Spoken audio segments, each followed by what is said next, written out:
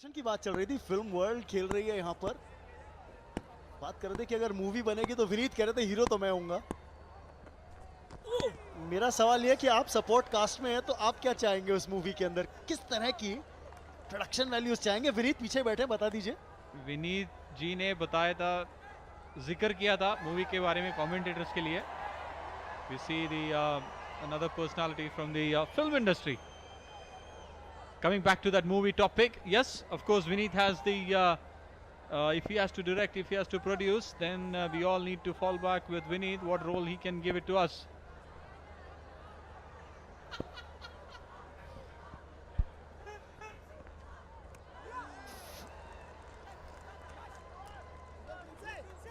That's a good line to bowl as far as Prince is concerned. He's a handy bowler to bowl in the death overs.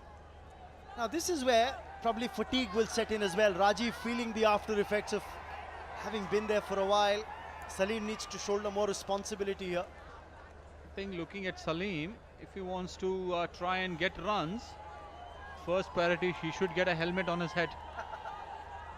Absolutely, nothing against it. You've got to protect your main computer, which is going to be important for the remaining life, as the inside edge, or it can go anywhere. So it's always better to have when you have the protection, when you have the gears, why don't you use it? Bench पर से देखिए थोड़ी प्रोत्साहन दिए जाता हुआ, और इंतजार है कुछ बैटर्स को कि उनको मौका मिले अंदर जाके कुछ रन्स बनाए केरला स्ट्राइकर्स के लिए, क्योंकि रन्स कम है अभी स्कोरबोर्ड पे 60। अगर इसी तरह से स्कोर किया तो शायद 85 के ऊपर नहीं जाएंगे। Very true, and Prince is very effective on this track. That's another dot ball. अगर आप देखा जाए तो रमन, यहाँ पे प्रिंस ने अपनी पेस को काफी वेरी किया हुआ है. He has bowled a slow balls, he has bowled a sharp ones, back of a length. He's been very successful in utilizing his skill. 6 गेंदें 1 रन सलीम के नाम, और इस ओवर में तो केवल 1 रन आया 22 के चलते 4 गेंदों में। Pressure on the batsman, he's looking for a release shot, doesn't get it. It's in the vacant region. Oh, he wasn't looking for a single as well. Chance of a run out. Prince dislodged the bails before he had the ball in his hand. That's the fumble which Prince missed it. He should have been behind the stumps, whereas he was in front of the stumps. Absolutely, Salim did not see the ball where it went, and his partner has already reached the crease.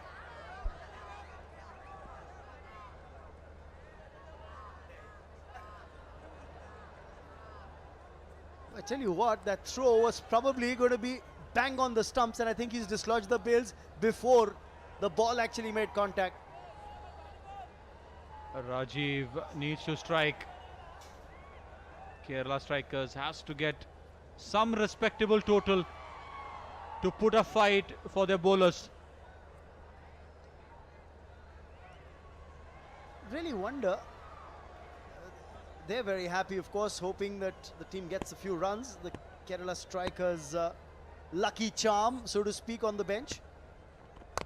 Oh, he could have left that alone. He could have left that alone. Would have gotten a wide and an extra delivery, but he's got a retained strike. 8 overs gone, 62 for 2. Enemy over ladies and Kerala strikers scored 62 with loss of 2 wickets.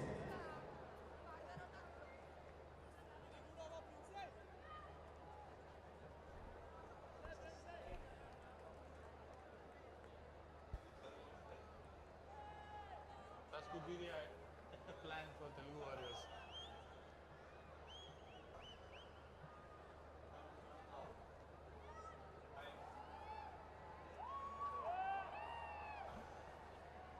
Eight overs bowled, 19 dot deliveries. That's over 3 overs by the Telugu Warriors have been dot balls.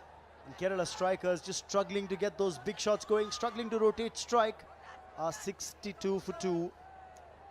Sunil, दिलचस्प है कि Telugu warriors एक professional unit की तरह perform करती हुई final के अंदर। बिल्कुल Raman, if you look at those 19 dot balls, and at the same time they have given 18 singles. Another 3 overs has gone in that, 18 runs. Very valuable, very disciplined bowling.